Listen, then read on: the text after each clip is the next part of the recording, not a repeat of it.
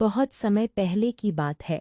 बरहामपुर नाम के एक छोटे से गांव में मोहन नाम का एक लड़का अपनी दादी शीतल के साथ रहता था। एक दिन मोहन ने अपनी दादी से पूछा, दादी, गांव के पीछे वाले जंगल में कोई आदमी क्यों नहीं जाता? और अगर कोई वहां जाता भी है तो तुरंत वापस क्यों आ जाता है?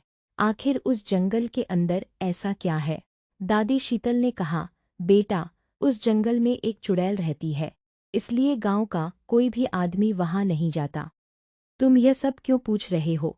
देखो, तुम उस जंगल की तरफ बिल्कुल मत जाना। मोहन ने कहा, ठीक है दादी, और वहां से चला गया। कुछ देर बाद मोहन और जूही, जो पड़ोस में रहने वाले भोला चाचा की बेटी थी, एक दूसरे को पकड़ने के लिए दौड़ते हुए खेल रहे थे। दोनों एक दूसरे को भाई बहन की तरह मानते थे। खेलते खेलते भोला जंगल की तरफ चला गया। जूही भी उसके पीछे जाने लगी, लेकिन अचानक रुक गई। भोला ने कहा, जूही, तुम रुक क्यों गई? चलो खेलते हैं। जूही बोली, तुम्हें मेरे पिताजी ने नहीं बताया क्या? उन्होंने मुझे बताया है कि इस जंगल के अंदर एक चुड़ैल रहती है, वह बच्चों को अपना शिकार बनाती है। भोला हंसते हुए बोला, यह सब अफवाह है, देखो, हम यहाँ खड़े हैं, हमें कुछ नहीं हुआ, तुम यहीं रुको, मैं अभी जंगल के अंदर जाकर देखता हूँ। इतना कहकर भोला जंगल के अंदर चला गया। जूही घबराकर तुरंत दादी शीतल के पास पहुंची और बोली, दादी, भोला जंगल के अंदर चला गया है। यह सुनते ही दादी शीतल चिंतित हो गईं और बोली, तुम उसके साथ थी, फिर तुमने उसे जंगल में जाने क्यों दिया? दादी ने जूही को समझाया और फिर दोनों तांत्रिक जुबेरी लाल बाबा के पास चली गई। बाबा ने शीतल को देखकर पूछा, क्या हुआ शीतल, तुम यहाँ क्यों आई हो? शीतल ने घबराते हुए कहा, बाबा, मेरा पोता जंगल के अंदर चला गया है।